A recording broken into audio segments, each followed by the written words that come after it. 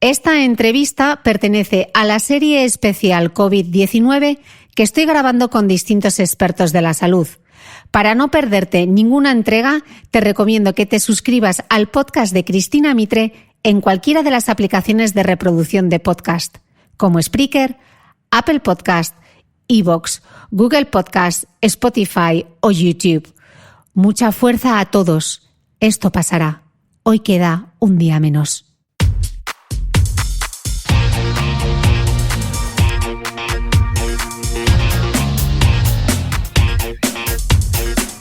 Hola, soy Cristina Mitre, periodista y autora del blog de Beauty Mail.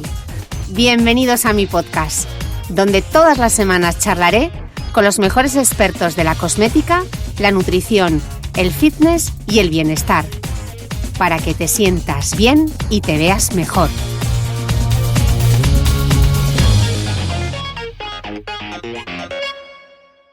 Bienvenidos todos a un nuevo especial COVID-19, este especial que estoy grabando sobre el coronavirus, y hoy tengo a una invitada muy especial porque es reincidente en el podcast. Ella es Débora García Bello, que se conecta conmigo, yo en Dubái y ella en A Coruña. Es química y divulgadora científica, autora del blog dimitersulfuro.es y de los libros Todo es cuestión de química y Que se elevan las vitaminas.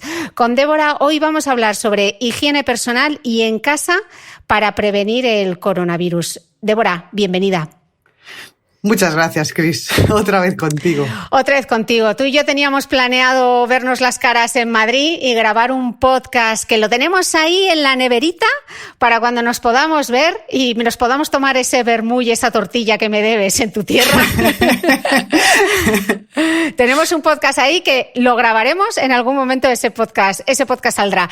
Débora, yo quería hablar contigo hoy sobre higiene, pero antes de entrar en materia, a mí me gustaría que nos explicases, porque yo estoy un poco perdida, realmente qué es un virus y por qué este coronavirus puede causar tanto daño o está causando tanto daño. A ver, un virus, yo te voy a hablar desde el punto de vista como química, que no soy bióloga ni demás, pero como química, claro, lo analizo desde el punto de vista estructural y cualquier virus realmente es como una pelotita, una cápsula que dentro alberga material genético. Entonces, pues es capaz de penetrar en nuestro cuerpo si es un virus humano y entrar en nuestras células y ponerlas a trabajar para sí, replicando su material genético, haciéndolo copias y demás. Cuando este virus, que es una cosa muy importante, cuando este virus no está infectando a nadie o parasitando a ningún ser vivo, no hace nada. O sea, se podría analizar hasta desde el punto de vista químico de cómo es esa cápsula y qué es lo que lleva dentro, porque no hace nada. Esto es fundamental para lo que vamos a hablar. Es decir, no respira, no se alimenta, no se reproduce. Por eso, entre los científicos sigue habiendo ese debate de si es un ser vivo o no, un virus, porque si no está parasitando a nadie, no está oficialmente vivo, ¿no? Por así decir. Y el tema de este coronavirus es que, claro, es un virus nuevo. Sabemos que es de esa familia, es decir, que tiene esa estructura concreta, por eso lo llamamos coronavirus, pero es diferente a los coronavirus que ya conocíamos. Vale, o sea, porque hay dos, dime, ¿no? Dime. Tiene dos primos, ¿no? Este coronavirus. Tiene uno que se llama el SARS y otro que se llama el MERS. Sí, ¿Pero qué el SARS Sí, ¿qué tiene de diferente?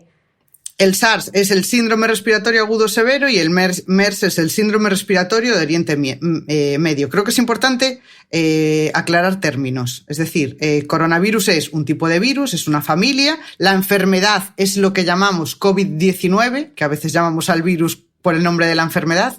Y el virus en sí, este nuevo coronavirus, se llama SARS, o sea, por eso es primo, SARS-CoV-2. Es como le llamaríamos al virus. Si quieres, de ahora en adelante lo llamamos coronavirus y ya está. Pero es uno muy concreto y tiene está emparentado genéticamente. Es decir, se hicieron estudios, de hecho, se publicaron en The Lancet para ver dónde era el origen, dónde se había originado ese virus, porque había similitudes genéticas y efectivamente las hay. Pero no son las suficientes como para decir que es exactamente el mismo virus. O sea, vale. No tiene diferencias significativas desde el punto de vista del material genético. Ok, pues necesitamos entonces que nos expliques cómo es en concreto este COVID-19, porque esto va a determinar cómo podemos limpiar o cómo debemos llevar a cabo la higiene, ¿no? Sí, esto es fundamental. A ver, pues eso, es una cápsula que alberga material genético en su interior, pero esa cápsula es, desde el punto de vista químico, bastante endeble, porque es lo que se llama en los virus envoltura vírica, que no todos lo tienen, pero este coronavirus casi afortunadamente podríamos decir lo tiene. Y esa envoltura está hecha con como con una especie de grasilla. El nombre oficial es una bicapa lipídica, pero para que nos entendamos, es como una especie de grasa, de la que le salen como unas púas, esa imagen que todos tenemos en mente de cómo es el coronavirus, y esas púas son glucoproteínas, o sea, unas proteínas que le salen hacia afuera, que las utiliza el virus para anclarse a nuestras células. Es decir, las células por ejemplo, de nuestros pulmones, que es donde realmente afecta, que afecta al sistema respiratorio, esas células tienen unas proteínas también en su membrana. Y las usan esas proteínas para comunicarse unas con otras o reconocerse como amigas, ¿no? Como que son células de tu cuerpo y células de los pulmones. Pues resulta que este coronavirus, las proteínas que tiene, son tan semejantes que engañan a las células de nuestro cuerpo. Entonces se acoplan a ellas, nuestras células las asumen que son amiguitas, las dejan entrar y entonces pues el virus actúa un poco como un dictador, de una vez dentro te pongo a trabajar y a replicarme y a hacer lo que yo quiero. Y ese es el problema, que tiene esas proteínas que hacen que pueda entrar en las células precisamente del sistema respiratorio. Y eso es lo que nos afecta. Entonces, ¿qué podemos hacer para cargarnos este virus? O cargarnos esa envoltura de grasilla o cargarnos esas proteínas para que no pudiese hacer esa función de entrar en nuestras células. Y tenemos varios mecanismos desde el punto de vista químico para cargarnos esas grasas de las membranas lipídicas y para cargarnos proteínas. Uh-huh. ¿Y cómo son cada uno de ellos? Pues para cargarnos grasas tenemos los tensioactivos. Los tensioactivos lo que hacen es, bueno, la definición es que rebajan la tensión superficial entre dos líquidos, por ejemplo, en principio inmiscibles, como agua y aceite, para que puedan mezclarse. Y en el caso de cualquier grasilla, esos tensioactivos lo que hacen es como ir encapsulando esas grasillas y acaban rompiendo la membrana. En el caso de una membrana de un virus o de una célula, que al final no es una grasa pura y dura, es una membrana, o sea, son fosfolípidos al final, pues lo que sí sabemos con total certeza es que al menos lo disuelve. Yo prefiero utilizar el término solubilizarla. Es decir, uh-huh. si tú tienes una cápsula de grasilla, sabes que si tú metes un tensioactivo, es decir, un jabón, en esa mezcla va a mezclarse bien con el agua y luego lo podemos aclarar y será arrastrado por el agua. O sea que realmente es el mismo mecanismo que como cuando nos limpiamos la cara, ¿no? Que lo que hacemos es arrastrar el exceso de sebo, la polución, etcétera. Lo que estamos haciendo es solubilizar, o sea, retirar la grasa a través de un gel o una crema o cualquier otro producto, ¿no? Sí, eso, la estamos convirtiendo en algo soluble, porque en realidad la grasa no sería soluble en agua y gracias a un jabón o a un tensioactivo, que es lo mismo, la estamos convirtiendo en algo soluble. De momento no podríamos garantizar que es capaz de romper instantáneamente la membrana del virus, por eso es tan importante la recomendación de lavarnos las manos, que aclaremos bien con agua, que frotemos bien. O sea, por sí solo el jabón no está medido que sea capaz de romper al virus, cabe esperar que sí, ¿no? Pero por eso es tan importante aclarar con agua, porque así se lo lleva el agua y ya está. Vale, o sea que esa sería una primera forma, que es terminar con la grasa. Y la segunda sería terminar con esas proteínas, ¿no? Con las puntitas de las púas del virus, terminar con esas, perdón que lo estoy explicando muy a lo Barrio Sésamo, pero es para entenderlo yo, si lo entiendo yo, creo que mucha gente lo podrá entender. Entonces, la primera era con la grasa y esta es terminar con las proteínas. ¿Y cómo terminamos con esas proteínas?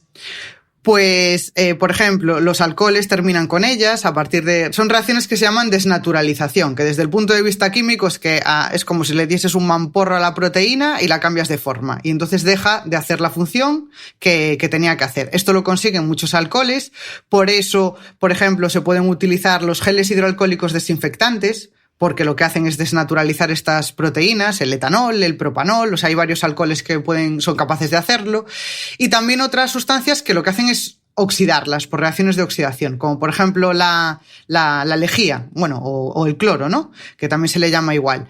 Pues esas sustancias que son oxidantes, los peróxidos, por ejemplo, como lo que lleva el agua oxigenada, son sustancias muy oxidantes que consiguen también, golpear a esas proteínas, cambiarlas de forma y hacer que no funcionen. Ok, vale, pues una vez que ya hemos comprendido la parte teórica, vamos a aterrizarlo en la parte práctica, ¿no? Vamos a dividirlo en dos, la higiene en casa y la higiene personal. Entonces, para hablar de la higiene en casa, creo que sería importante que nos explicases cuánto tiempo aguanta el virus siendo viable sobre una superficie.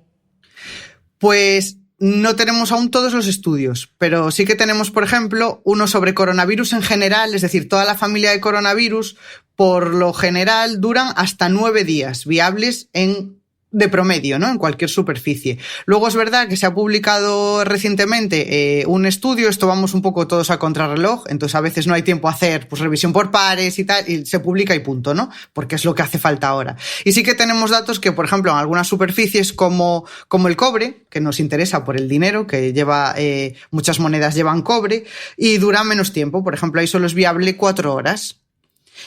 Por ejemplo, en acero de 2 a 3 días, en el plástico también 2-3 días, en cartón 24 horas. No es tan importante saber cuánto exactamente dura en cada material ahora, porque ahora estamos en una situación de emergencia, sino ser conscientes de que puede durar varios días el virus viable en cualquier superficie. Por eso es tan importante mantener la higiene, porque no podemos ir material por material en casa, de aquí ya el virus no es viable, aquí sí, aquí no. Ser conscientes de que puede durar horas e incluso días viable en una superficie. Vale, porque esto no es que lo toques y entonces atraviesa la epidermis, sino que es que lo tocas y entonces tú te llevas las manos a la nariz, a los ojos, a la boca, y es ahí por donde el virus entra, ¿no? No es que penetre a través de la dermis.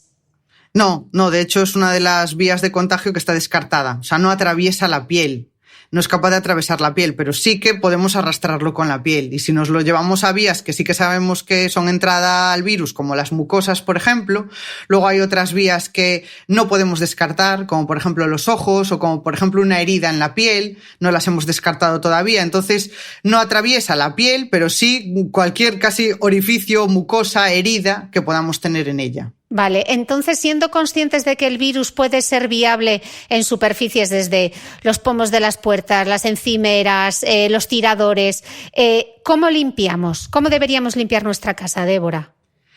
Pues tenemos 2 métodos, o sea, o destruimos la grasilla o destruimos las proteínas, exactamente igual. Si queremos disolver, solubilizar esa grasilla, pues cualquier limpiador sirve, porque cualquier limpiador tiene tensioactivos. O sea, cualquier producto de limpieza que tengamos en nuestra casa, o sea, no se me ocurre ninguno que no contenga ningún tensioactivo. Y si no, da igual, leemos en la etiqueta y todos van a tener lo típico de contiene menos del 5% de tensioactivos aniónicos. Eso significa contiene tensioactivos. O sea, traducimos por palabra, si aparece la palabra tensioactivos es que tiene. Entonces, eso quiere decir que podemos lavar con ese producto. Y con lavar me refiero a que hay que frotar y aclarar con agua. Igual que lo haríamos con las manos, pues con los productos de limpieza igual. Son cualquier limpiador que tengamos en casa hay que usarlo de esa manera, siempre con un aclarado y frotando bien.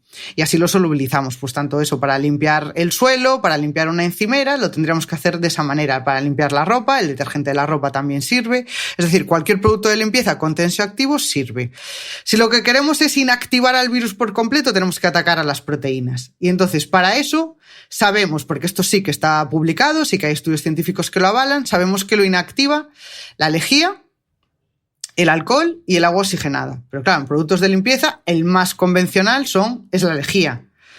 Productos que tengan lejía, que en algunos sitios se le llama cloro, para que todos se entiendan. En realidad, este producto de limpieza contiene hipoclorito. O sea, cualquier producto de limpieza que contenga hipoclorito, sabemos que inactiva el virus porque destruye esas proteínas. Y además lo hace en cuestión de 1 minuto. O sea, podríamos decir que por contacto ya lo inactiva. Y además se ha medido en cantidades súper pequeñas. O sea, es efectiva, la lejía empieza a ser efectiva a partir de 0,1% de concentración, que eso es un suspiro de lejía en agua.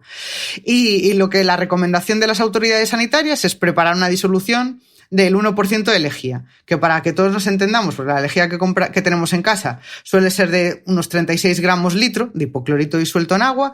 La receta sería coger 2 cucharadas de ese producto de lejía y disolverlas en 1 litro de agua. O sea, Sopera. 2 cucharadas soperas, vale. Sí, es totalmente aproximado porque en realidad con eso es más que suficiente. O sea, aun llenes como las llenes, es más que suficiente si coges 2 cucharadas de lejía o cloro y las disuelves en 1 litro de agua. Y eso está muy disuelto. O sea, de hecho, hay gente que tiene problemas con el olor de la lejía y demás. Estando tan diluido, es verdad que huele un poco a lejía, pero está suficientemente diluido, no es una cosa que no te va a apestar la casa, vaya. O sea, mejor abre las ventanas, pero no es una cosa que te vaya a apestar. Y eso sabes que en 1 minuto es suficiente. Y el alcohol también lo podemos utilizar. Sabemos que el alcohol etílico, que es el que tenemos acceso porque es el alcohol sanitario, el alcohol sanitario, a partir de un 60% de concentración ya sabemos que es efectivo. Con lo cual, cualquier alcohol sanitario que lleva más de un 60% de alcohol, ya sabemos que funciona. Entonces, si queremos limpiar alguna superficie delicada con alcohol, también podemos usar alcohol sanitario. Vale. Débora, varias preguntas. Estamos hablando sobre las superficies tipo el cartón, el cobre, etcétera, pero ¿qué pasa sobre los tejidos? ¿Hay evidencia científica sobre permanencia del virus en la ropa? No se ha medido. Entonces, claro, por precaución tenemos que tomar la medida más conservadora, que es 9 días. Entonces, tenemos que asumir que si hay algún coronavirus en la ropa, para ser precavidos, pues puede aguantar varios días. Pero la podemos lavar en la lavadora. O sea, tú cuando metes una prenda en la lavadora, ya con el detergente, que es un tensioactivo, con ese detergente y ahí ya frota la lavadora por ti, se la va a aclarar, con lo cual sabemos que va a salir el agua perfectamente limpia. No hace falta ningún lavado extraordinario, un ciclo extraordinario de alta temperatura, es decir, podemos cuidar las prendas igual, a excepción de la recomendación de si hay una persona infectada, que es cierto que la Organización Mundial de la Salud recomienda temperaturas por encima de los 60 grados. Es decir, la temperatura que usamos para lavar toallas y ropa de cama. O sea, tampoco es una medida excepcional, pero sí que tener en cuenta que hacen esa recomendación por prevención, claro. Ok, vamos a ir aterrizando un poco los casos concretos de cómo deberíamos limpiar cada cosa. Entonces, por ejemplo, estoy pensando, suelos, los suelos cerámicos, el baño, la cocina, ¿qué es la mejor forma? ¿Cuál es el mejor producto para limpiar? Lejía diluida en agua. O sea, claro, un suelo que sabes que no va a sufrir, como una cerámica, o sea, no es lo mismo que un parqué o una madera que podría sufrir con un oxidante como la lejía, pero un suelo cerámico, pues yo diluiría, de hecho es lo que hago en mi casa, diluir un poco de lejía en agua y limpiar con eso.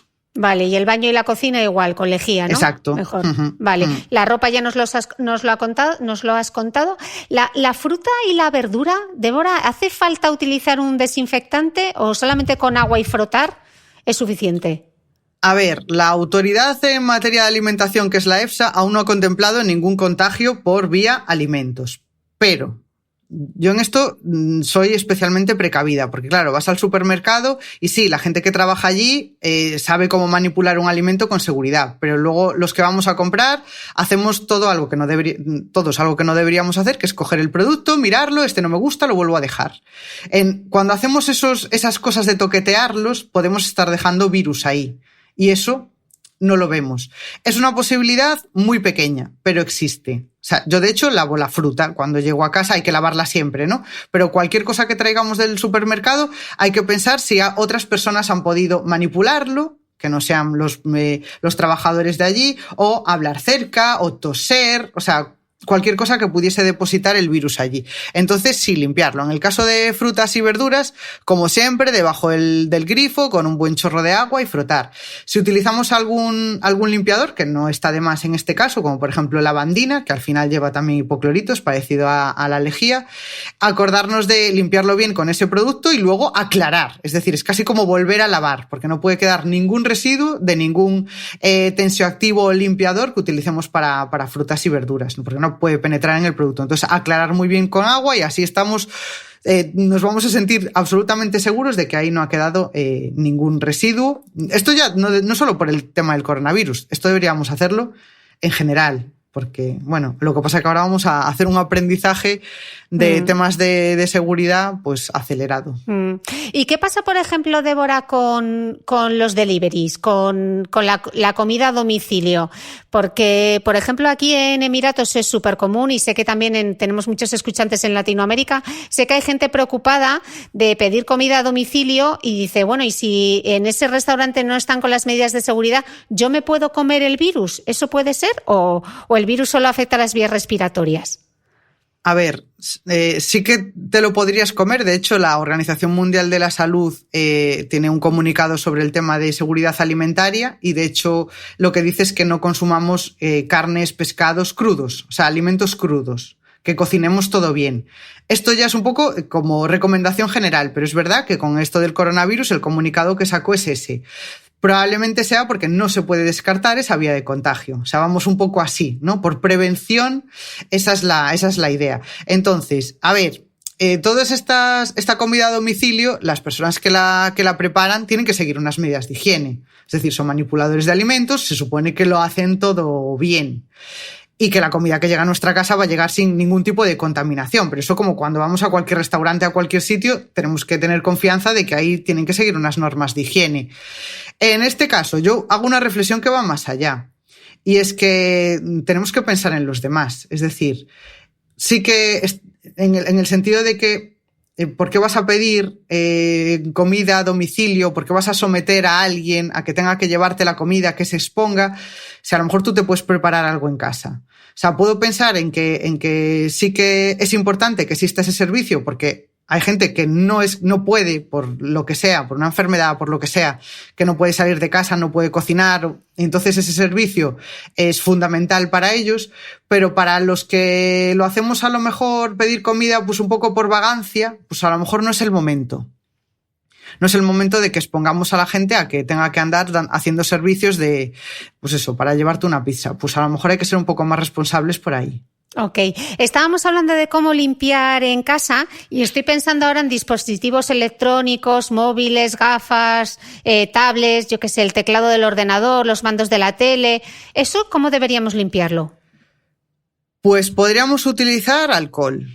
Claro, el alcohol es el que menos va a dañar o es más probable que no dañe porque lo podemos manejar mejor y además eso, inactiva el virus por contacto, también en un minuto está inactivado y podemos usar un algodón, impregnarlo en alcohol, el alcohol sanitario vale porque tiene más de un 60% de etanol y eso con un algodoncito ir limpiando. El móvil fundamental porque lo toqueteamos, vamos al súper y llevamos la lista de la compra en el móvil, estamos tocando cosas, o sea, las pocas salidas que hacemos vamos con el móvil, la mayoría, y entonces ya es un nido de bacterias siempre y de virus y de todo microorganismo, pues en este momento pues cuidar un poco más eso. Entonces con un algodón con alcohol es suficiente. Luego también se pueden utilizar, yo uso las toallitas limpiagafas, por ejemplo. Uh-huh. Las que generalmente tienen tensioactivos, las que yo uso en concreto, porque muchas son así, tienen además alcohol, porque así seca rápido, te queda brillante, son un invento estupendo para cualquier aparato electrónico, pantalla, porque ya están diseñadas para lentes, pantallas en general, y lo podemos usar y sabemos que inactivamos al virus.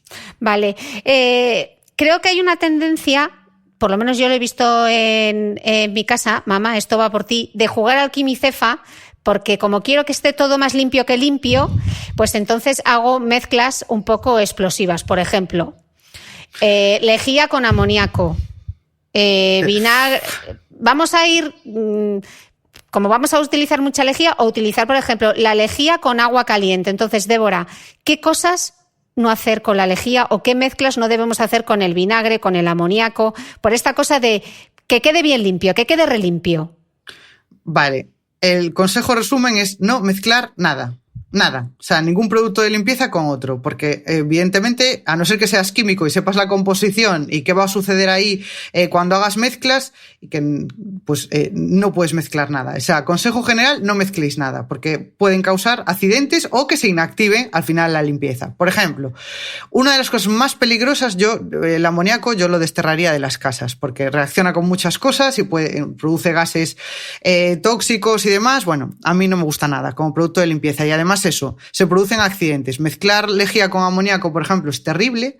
Se reaccionan químicamente, se producen cloraminas Las cloraminas son tóxicas, causan asfixia, de hecho es prácticamente año tras año hay algún accidente. El año pasado, por ejemplo, en España se murió una chica por mezclar lejía con amoníaco, porque claro, se produce ese gas, dices, huele como a piscina fuerte, y te asfixias y no te enteras. Entonces, ojo con mezclar cualquier cosa. Luego, mezclas pues vinagre, la gente le tiene menos miedo al vinagre porque se le llama vinagre, entonces piensas que limpiar con vinagre es como hacerte una ensalada y al final el vinagre tiene ácido acético y puede reaccionar con otras cosas. Si lo mezclas, por ejemplo, con amoníaco, que es una sustancia básica, se produce una reacción ácido-base que al final lo que hace es neutralizar el efecto de uno y de otro. O sea, que al final es como si limpias con agua con una sal. O sea, que no, al final piensas que vas a limpiar el doble y no estás haciendo nada. Me preocupa menos eso casi que se pueda producir una reacción química y que produzca algún gas tóxico o alguna sustancia tóxica. Entonces, no mezclar jamás nada. Ante la duda, no mezclar, porque me llegan un montón de dudas de, bueno, pero el fregasuelos le puedo echar una gotita de lejía. No sabes lo que lleva. O sea que no, usa la lejía solo con agua y ya está. Okay. Es la recomendación que doy. Y el agua fría, la lejía con agua fría, no con agua caliente, ¿no, Débora?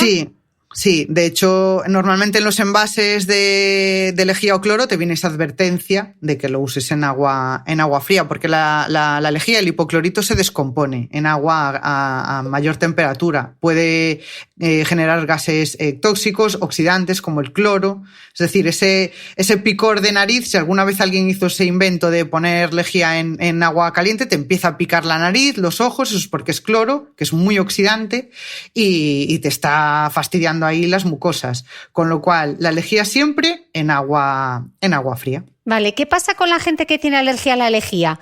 ¿Qué les decimos que utilicen? ¿Agua y jabón? Agua y jabón, sí, claro. Claro, vale. Sí, lo que te decía antes, a mucha gente hasta le da como dolor de cabeza, ese olor característico que tiene, pues agua y jabón, frotar bien y aclarar con agua. En el caso de limpiar superficies, pues luego pasar un trapo húmedo o cuando pasamos la fregona, pues ya estamos aclarando constantemente, ¿no? Oye, entonces con eso es suficiente. Débora, otra pregunta. ¿Y el vinagre que tiene tanta fama para limpiar, en este caso nos sirve para limpiar o no? No lo sabemos. Entonces la respuesta es no. Vale. O sea, no utilicemos nada que no sepamos con certeza que inactiva el virus o que sirve para solubilizarlo. Entonces no tenemos ninguna evidencia científica de que funcione ni el amoníaco ni el vinagre. Cabe esperar que sí, porque desde el punto de vista químico el amoníaco también podría ser un antigrasa y entonces podría funcionar. Pero no se ha evaluado. Entonces, como no tenemos la certeza, no utilicemos ni vinagre ni amoníaco. Ok. Pensando, como en España ya hemos terminado con esos bulos que circulaban por WhatsApp, pero pensando en toda la gente que nos sigue en Latinoamérica, hay muchos bulos acerca de hacer los baos, las gárgaras con agua tibia, con sal o con vinagre. ¿Todo eso funciona, Débora? ¿Hay algún tipo de evidencia? No, ojalá. O sea, claro, la evidencia es al contrario. Ojalá se curase tan rápido como hacer baos. Es que yo creo que hay mucha gente que está interpretando que algo que sirve para limpiar un virus fuera del cuerpo sirve para dentro, ¿no? O sea, hay remedios de estos absurdos que circulan por las redes sociales que son peligrosísimos, que se fundamentan en eso. Y es lo que decíamos al principio. El virus fuera del cuerpo es como materia inerte, lo inactivamos de una manera, pero entra dentro del cuerpo cuando está causando ya una infección, eso ya es harina de otro costal. Es decir, no lo podemos solucionar de la misma manera y no hay evidencia científica de que se resuelva, ojalá, haciendo unos baos. O sea que para nada nos vamos a curar con eso. Aprovecho también para decir que ni supervitamínicos ni todas estas cosas ayudan ni a curar ni a prevenir este virus. Ok. Débora, ¿hay que desinfectar o no los zapatos? ¿Eso era otro bulo? A ver, es que es una cosa que ya deberíamos hacer de siempre. Quiero decir, en España es muy frecuente, ¿no? Entras en casa con los zapatos y es nuestra cultura así, y estás por tu casa con los zapatos. Pero los zapatos llegan de la calle con un montón de porquería, en general, no por el coronavirus, porquería en general. Entonces, a lo mejor esto nos ayuda a cambiar, esta crisis nos ayuda a cambiar esas dinámicas que ya teníamos establecidas. Con respecto al coronavirus, la recomendación oficial es que no haría falta. En principio iba a ser una posibilidad remota que el virus entrase a través del calzado. No obstante, yo diría que, bueno, ya como recomendación general, que nos acostumbrásemos a llegar a casa y ponerlo las zapatillas, y eso sería lo mejor de todo. No por el coronavirus en concreto, en general, siempre. En general. Sí. Vale, yo creo que hemos cubierto casi toda la higiene dentro del hogar y ahora me gustaría pasar a la higiene personal y que hablemos en concreto de los geles desinfectantes. Débora, ¿son tan efectivos para terminar con el virus como el agua y el jabón o no? Sí. O sea, por efectividad sí, porque al llevar alcohol actúa por otra vía, que es inactivarlas por las proteínas, porque destruye las proteínas y funciona. Cuando nos lavamos las manos con agua y jabón, también funciona, pues estamos solubilizando esa envoltura vírica. O sea, que funcionan las dos cosas. La recomendación de las autoridades es que si tú tienes acceso a agua y jabón, optes siempre por el agua y jabón, porque siempre va a ser, o sea, ya solo por salud, va a ser más respetuoso con tu piel, lo puedes utilizar con más frecuencia y la piel no se va a ver comprometida. Y el caso del gel hidroalcohólico, pues para situaciones más, bueno, que no tienes acceso a agua y jabón, pues alguna salida a la calle que tengas que hacer, alguna cosa de ese tipo, pues lo puedes usar. Y, por ejemplo, los sanitarios lo utilizan con frecuencia, por eso ellos ya tienen su propia norma de actuación y utilizan esto con frecuencia. Ok. Pero funcionan los dos. ¿Y las toallitas desinfectantes, Débora? Por lo menos aquí son súper comunes. Las tipo Claro. Dettol, que vienen ya para los gérmenes. Vienen preparadas para combatir todo tipo de gérmenes. Claro, habría que ver, yo eso no lo uso, pero habría que ver la composición que tiene cada una de ellas. Claro, yo no puedo garantizar que esa toallita lleve en concreto una sustancia que haya demostrado eficacia contra el coronavirus. Si es una toallita que lleva alcohol con suficiente concentración, pues ok, pero no me atrevería a dar una recomendación general porque no sabemos si tiene ese componente. Y si está funcionando solamente por tensioactivos, no me fiaría porque la gente utiliza la toallita pero luego no se aclara la mano, o sea, no lo usa como un jabón, con lo cual yo en principio por precaución no lo recomendaría. Vale, ¿y qué pasa con todos estos vídeos que están circulando de cómo fabricar gel desinfectante en casa?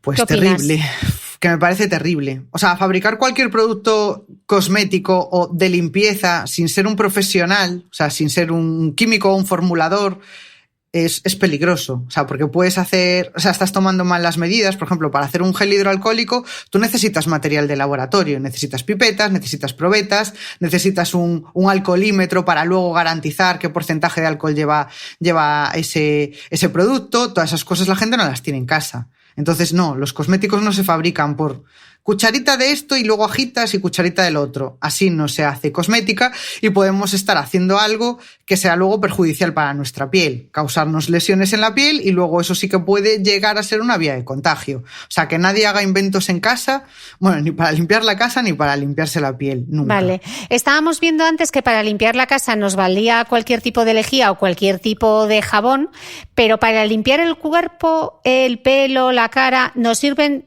todos los jabones o no todos los jabones son iguales? ¿Sirven todos? Sí, se aclaran. O sea, si tú te lavas bien las manos como siguiendo las recomendaciones de la OMS, que es frotar muy bien durante 60 segundos mejor, frota que te frota, entre los dedos, debajo de las uñas, todas partes, y aclarar con agua. Esto lo puedes hacer con cualquier jabón, lleve lo que lleve. A ver, una aclaración, para los químicos jabón es una sustancia súper concreta. Es un carboxilato. O sea, esto viene de los jabones de antaño, de coger una grasa, echarle sosa, que reaccione y que te salga la pastilla de jabón. Así se forman carboxilatos. Y entonces esos carboxilatos son lo que llamamos los químicos jabón. Son muy agresivos para la piel. Es decir, el jabón de pastilla de lagarto, estos jabones que te dejan la piel tirante y horrible, pues porque son muy básicos, es decir, tienen un pH demasiado alto para la piel y son demasiado agresivos y no necesitamos eso. O sea, un jabón normal, muchísimo más suave, un gel que lleve cualquier tipo de tensioactivo es suficiente. De hecho, por ejemplo, los que se llaman los jabones sin jabón, que son geles que pones sin jabón o pones sin DET, que es de, bueno, como si no llevase, bueno, que los detergentes que llevas son sintéticos, pues tienen tensioactivos súper suaves. O sea, los tensioactivos que podemos encontrar en un champú, por ejemplo, que son muy suaves, pues son los que encontramos en este tipo de productos y van a ser mucho más respetuosos con la piel. Porque claro, si nos estamos lavando las manos constantemente, sabemos que eso agrava problemas de la piel. Por ejemplo, una dermatitis, una psoriasis, si tú te lavas las manos constantemente, empeoras la situación. Con lo cual, estos jabones llamados sin det o jabones sin jabón son una solución ideal, porque aparte de tener tensioactivos suaves y con mayor tolerancia, tienen otras sustancias en la fórmula, como emolientes, humectantes, que ayudan y al final funcionan exactamente igual. Porque si lleva un tensioactivo, tú frotas y aclaras, el virus se solubiliza y te deshaces del igual. Vale, y nos da igual que se presenten en la clásica pastilla de jabón o que sea tipo gel, ¿no? Mientras tenga tensioactivo nos da igual, ¿no? Nos da igual. Yo apuesto más por los geles porque suelen tener, en general, no todos, pero en general suelen tener fórmulas más suaves que los jabones en pastilla, que muchos jabones en pastilla son carboxilatos al final. Vale, y aunque ya lo hemos hablado en este especial COVID-19 con Gemma Herrerías, todo el tema de las cremas y los maquillajes, te lo vuelvo a repetir. ¿Se pega el coronavirus a las cremas y a los maquillajes? No hay ningún tipo de constancia de que se pegue. Es decir, claro, hay mucho bulo al respecto y al final es por no entender qué es un virus. Por ejemplo, no, es que la crema hace de sustrato orgánico y entonces se alimenta y se queda pegado como si pudiese hacer una colonia el virus. Eso lo hacen las bacterias. Los virus no hacen eso. Los virus no se van a comer la crema ni se van a sentar en ella para hacer una colonia porque no son capaces. O sea, un virus lo podemos interpretar cuando está fuera del cuerpo casi como si fuese una mota de polvo. O sea, no hace nada. Las bacterias sí, las bacterias se alimentan de cosas y montan colonias y se montan un festín ahí. Pero los virus no hacen eso. Entonces hay que tener esto muy claro. Con lo cual, no hay ningún problema con el uso de cremas. Sí es cierto que, por ejemplo, los sanitarios tienen esa norma, ¿no? De no llevar productos, a no ser que tengan alguna patología, ¿no? Pero no usan cosméticos o no van maquillados a trabajar. Hay como esa norma extendida, ¿no? Pero no por el coronavirus. O sea, esa ya existía de siempre, por el tema de bacterias y de contaminación, etcétera. Entonces, no hay ningún problema. De hecho, yo hasta diría que es casi al revés, que deberíamos utilizar productos cosméticos especialmente en este caso. Porque si estamos lavándonos las manos constantemente, usando guantes, por ejemplo, que agravan los problemas cutáneos, utilizando geles hidroalcohólicos desinfectantes, que todos son cosas que deshidratan la piel, pueden causarnos más lesiones, con lo cual tenemos que reponer esa barrera protectora de la piel y eso lo podemos conseguir gracias a productos cosméticos. Una buena crema hidratante es fundamental para prevenir que nos salgan este tipo de lesiones en la piel y si las tenemos, para curarlas lo antes posible. Así que nos hace de barrera protectora de las lesiones en la piel utilizar un producto cosmético. Así que todo lo contrario. O sea, yo animo a la gente a que cuide especialmente su piel en estos tiempos. Y sobre todo para que te hagas sentir mejor, que es importante que nos veamos bien. Que tú te has maquillado los labios, que te has puesto, vamos, que me has dado envidia, casi voy a maquillarme los míos. Oye, Débora, otra pregunta. ¿Y los cepillos de dientes? Porque como se puso tan de moda los cepillos de dientes de bambú y estas cosas. A ver, la madera fuera del baño y de la cocina, siempre. Hay unas maderas mejores que otras. Es decir, el bambú, dentro de ser un material poroso en el que pueden anidar bacterias y demás, el bambú quizá es de las mejores maderas, ¿no? O sea, como que a las bacterias les cuesta un poquito más anidar, pero no es imposible. O sea, lo hacen igual. Cualquier madera es un material con muchísima porosidad, es decir, muchísima superficie en la que las bacterias hacen colonias, generan esto que llamamos biofilm. Cuando, por ejemplo, un material de madera dices, no, una cuchara de cocina, que parece que está siempre blandito o siempre como medio húmedo, no da secado, eso significa que tienes biofilm. Es decir, que las bacterias han montado ahí una colonia, han conquistado la madera, es imposible de sacar, es decir, eso hay que echarlo a la basura sí o sí, y eso puede pasar con un cepillo de dientes, que está en el baño, un entorno húmedo, cálido, ahí anidan las bacterias que a gusto. Entonces, la madera siempre fuera de baños y de cocina. Oye, Débora, me acabo de acordar de una cosa. A mí me gusta mucho la vaporera de bambú. Me acabas de hundir en la miseria. ¿No puedo usarla? No. No uses madera. A ver. Oh, ¡qué bajón, Débora! Es que me acabas de hundir en la miseria, ¿eh? La madera es el mal para la higiene. Es que es muy bonita, pero con lo que me gusta mi vaporera. Bueno, vale, vamos a seguir con esto, luego hablamos de mi vaporera de bambú. Estabas mencionando antes los guantes. Yo veo mucha gente con guantes por Dubái. ¿Conviene usar guantes? ¿Previenen el contagio? ¿Tiene sentido? No. Realmente no, porque como decíamos al principio, el virus no penetra a través de la piel. Entonces, ponerte un guantes hace una barrera para algo que realmente no es una vía de contagio. Y además, uno de los problemas del guante es que en lugar de depositarse el virus, en este caso sobre la piel, se deposita sobre el guante. Si tú igualmente luego te tocas la cara, por ejemplo, te rascas un ojo, te rascas la nariz, da igual que lleves el guante, te estás metiendo igualmente el virus por una vía de contagio. Con lo cual nos puede dar una falsa sensación de seguridad llevar guantes. Luego, ¿cómo nos lo sacamos? La gente no sabe sacarse un guante y es normal que no sepa, porque si no has trabajado en un laboratorio, por ejemplo, pues no tienes costumbre de cómo sacarte un guante de forma adecuada. Entonces, no es necesario. El personal sanitario lo lleva porque por costumbre tienen que llevarlo, pero realmente las autoridades sanitarias, a las personas que no estamos infectadas, que no tenemos ningún problema, no deberíamos usar guantes. Vale, hablando del tema de guantes, me viene ahora a la mente el tema mascarillas. He visto a gente incluso no solo salir con mascarillas de tela, sino salir con bolsas y con bolsas de tela para cubrirse la cara. ¿Qué pasa con las mascarillas de tela, Débora? A ver. Porque hay mucha controversia con este tema. Sí, hay muchísima controversia, porque, claro, sirven o no sirven para filtrar el virus. Al final, las mascarillas que utilizan... hay dos tipos de mascarillas, vamos a empezar por ahí. Las mascarillas quirúrgicas, que son estas que sí que parecen un tejido, son las que tienen que llevar la gente que está infectada o que dudemos que está infectada. Porque lo que evitan es que tú contagies a otro. O sea, no evitan que tú te contagies, sino que tú contagies a otro. Porque, por ejemplo, este virus sabemos que se transmite, pues, cuando salivamos al hablar y demás, se forman unas muy pequeñas gotitas, unos aerosoles de líquido que transportan el virus. Y son muy pequeños. O sea, estamos hablando del orden de micras o por debajo de la micra están esos aerosoles que transportan a los virus. Entonces, eso hace de barrera para que tú no lo expulses, ¿no? O que quepa lo menos posible por ahí. Para eso sirve una mascarilla quirúrgica. Luego ya tenemos las mascarillas que se llaman de protección, las FFP o la N95, que eso te protege de que tú te contagies. O sea, ya es un filtro mucho más tupido que hace que no penetre nada. O sea, ya de un tamaño mucho más reducido es el poro. ¿Qué ocurre? Que si tú lo comparas con cualquier tela de una bolsa o de lo que sea, el poro es enorme de un tejido, si lo vemos a simple vista el agujero.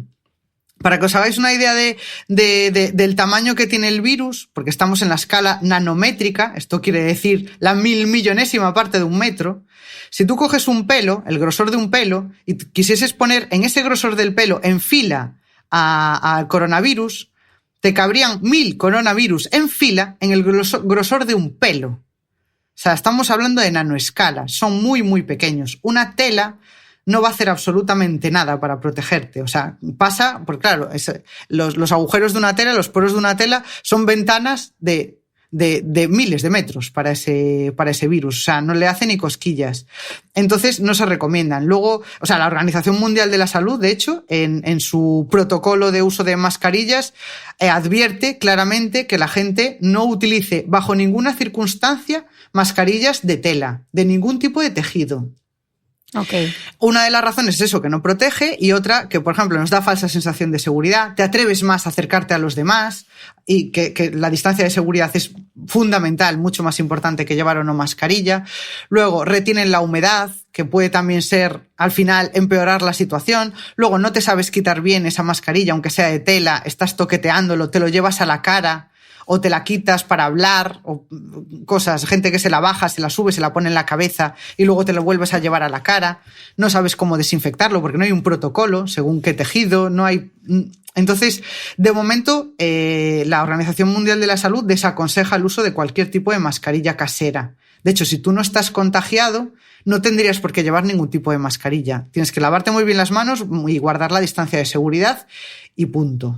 Vale, Débora, me gustaría aprovechar también que diésemos alguna pauta de higiene para convivir con personas que estén o bien enfermas de coronavirus o personas que trabajan fuera de casa que pueden estar más expuestas. Creo que son las mismas recomendaciones para ambos grupos, ¿no? ¿Podríamos hacer así como un resumen de qué medidas debemos tomar? Vale, primero, esa persona tiene que estar aislada, o sea, lo que podamos aislarla dependiendo cada uno cómo sea su casa. Si hay una habitación independiente, tiene que estar en una habitación independiente esa persona. Si tienes un baño aparte, que utilice su propio baño y que nadie entre allí. Es decir, hacer una vida completamente apartada. O sea, aunque estés conviviendo en la misma casa, no tener nada de contacto. Si, por ejemplo, solo tienes un baño en casa y tienes que compartirlo, pues a nivel de higiene, que la persona que esté contagiada o posiblemente contagiada, que tenga sus propios productos, su propia toalla, que entre y salga con ella del baño, es decir, que no se quede ahí, utiliza su propia toalla, utiliza sus propios productos cosméticos y se los lleva de vuelta. Y luego higienizar todas las cosas que haya tocado, todos los sitios en los que haya tocado esa persona infectada, higienizar, y eso es limpiar. O sea, cada vez que use el baño, por ejemplo, hay que desinfectarlo, limpiarlo con el limpiador habitual, y si es un baño, pues preferiblemente con lejía diluida en agua, las 2 cucharitas por litro que dijimos antes. O sea, esas son las medidas más importantes. Luego, a nivel de basura, por ejemplo, todos los residuos que estén en una bolsa aparte, es decir, que la persona infectada tenga su propia basura, que la bolsa se pueda cerrar de forma hermética.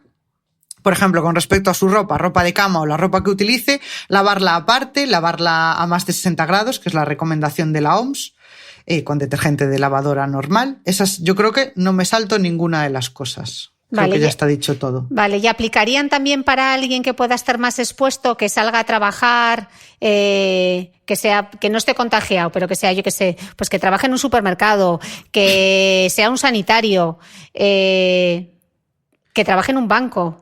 Claro, sí, por precaución se deberían tomar esas medidas, sí, porque claro, no podemos descartar un contagio de una persona asintomática, o sea, puedes tener el coronavirus y no tener ningún síntoma, incluso desarrollar la enfermedad de forma asintomática que no te des ni cuenta de que la tienes. Entonces, por prevención, una persona que esté expuesta a esos niveles, por ejemplo, como un sanitario, lo recomendable por precaución es que practique aislamiento o cierto aislamiento aunque viva con otras personas. Vale, me olvidé antes preguntarte una cosa, el tema de las bayetas, Débora. Para desinfectar las bayetas que utilicemos en casa, ¿vale con meterlas en un barreño con lejía o hay que sí o sí meterlas en la lavadora y programa de 60 grados? Lo mejor es meterlas en la lavadora y programa de 60 grados. Sí, vale. Eso es lo más cómodo. A ver, las puedes desinfectar también con lejía, pero lo más cómodo es la usas, pues va para la lavadora y listo. Vale. Me gustaría que nos dieses alguna medida de higiene con mascotas. Vale. Con respecto a las mascotas, bueno, estuve consultándolo con veterinarios y, por ejemplo, se puede utilizar, claro, lo que más se van a manchar, las patitas, o sea, la parte de abajo, ¿no? Pues eso, pienso en un perro y se va a manchar ese tipo de cosas. Entonces, uno de los trucos que dan es que tengas un barreño en casa preparado en la puerta, un barreño con agua y con un nada de lejía. Y un nada es que por un litro de agua, una cucharada es suficiente de lejía para que no le pueda causar ningún daño en la piel, vaya. Entonces, le metes ahí las patitas y ya lo limpias. Bueno, lo tienes que secar bien porque si no te va a estropear el resto de la casa y a mojarlo todo. Y esto también se puede hacer con jabón. Es decir, con agua y un jabón y frotarle bien ya en un barreño nada más entrar. Yo creo que es la solución más cómoda y es de la que hablan los veterinarios. Ok, me he olvidado de hacerte una pregunta en el tema de higiene personal respecto a las lentillas, Débora. Uh-huh. ¿Lentillas sí en esta época o lentillas no? Pues los oftalmólogos recomiendan que no, que si tenemos gafas, que optemos por las gafas. Si no tuviésemos gafas de repuesto, que usásemos lentillas desechables mejor, porque así te las quitas y las pones, y si no, pues una limpieza especial. La razón es que no sabemos si es una vía de contagio y no la podemos descartar. Es decir, no descartamos los ojos como vía de contagio, porque sí que se ha detectado que en personas enfermas virus en las secreciones oculares. Entonces no podemos descartarlo, entonces hay que prevenir. Entonces si no tenemos ninguna de estas cosas y no es el momento tampoco de ir a graduarse y hacerse gafas, o sea, ahora hay que apañarse con lo que tenemos por casa, pues los oftalmólogos recomiendan lo siguiente, que no usemos la solución única, o sea, la que tenemos todos en casa, que no, porque no hay constancia de que inactive el coronavirus, o sea, no lo sabemos. Y lo que sí sabemos que lo inactiva es, por ejemplo, el agua oxigenada, el peróxido de hidrógeno. Y a partir del 3% de concentración es suficiente, con lo cual el agua oxigenada que tenemos en casa o que podemos comprar en una farmacia, por ejemplo, y si indicamos que es para limpiar lentillas, pues mejor, lo van a tener en una farmacia, pues con agua oxigenada del 3% es suficiente. Entonces, el método sería el siguiente, lavarte las manos muy bien con agua y jabón, para quitarte las lentillas, te quitas las lentillas, las pasas por una solución de suero fisiológico, que es agua con sal, que también lo podemos comprar en una farmacia, o sea que tenemos acceso, las enjuagamos con eso y luego las dejamos en agua oxigenada al 3%, que también lo podemos adquirir en una farmacia. Y lo tenemos que dejar 6 horas allí reposando. El siguiente paso, después de esas 6 horas, es dejarlas 1 hora en agua con un comprimido neutralizador, que lo que sirve es para la parte de las proteínas. O sea, no tiene nada. O sea, lo que lleva las soluciones únicas también, ¿no? Que lleva ese componente neutralizador de proteínas. Pues lo dejamos en esa solución durante 1 hora. Y el último paso ya sería enjuagar todo esto con suero fisiológico. ¿Y eso lo compramos también en la farmacia? Todas estas cosas se pueden adquirir en farmacias sin ningún problema. Y esto es lo que recomiendan los oftalmólogos. O sea, estoy reproduciendo, haciendo de altavoz de lo que dicen los oftalmólogos. Y esto independientemente de que estés contagiado, tengas síntomas de... O sea, todo el mundo que utilice lentillas debería tener esto en cuenta para prevenir posibles potenciales contagios, ¿no? Efectivamente, sí. Es una recomendación general. Ok. Bueno, Débora, yo no sé si nos hemos dejado algo. Te juro que teníamos aquí un guión... que yo creo que no nos hemos dejado nada, pero si hay alguien que tenga alguna duda, cuando subamos este podcast, por favor, que nos lo cuente por redes sociales. Darte las gracias por tu tiempo, porque hemos estado aquí, yo creo que, casi 1 hora hemos estado hablando. Así que, Débora, millones de gracias. Lo sabemos todo sobre la higiene, que aparte todos estos trucos nos van a venir muy bien cuando pase este virus, para tener nuestras casas bien limpias y para nuestra higiene personal. Millones de gracias, espero verte pronto, tomarme ese vermú y ese pincho de tortilla contigo en Coruña. Ojalá. Ojalá llegue. Muchísimas gracias, Débora. Nos vemos pronto. Gracias, Cris. Un beso. Un beso. Para no perderte ninguna entrevista de esta serie especial COVID-19, te recomiendo que te suscribas al podcast de Cristina Mitre en cualquiera de las aplicaciones de reproducción de podcast, como Spreaker, Apple Podcast, iVoox, Google Podcast, Spotify o YouTube.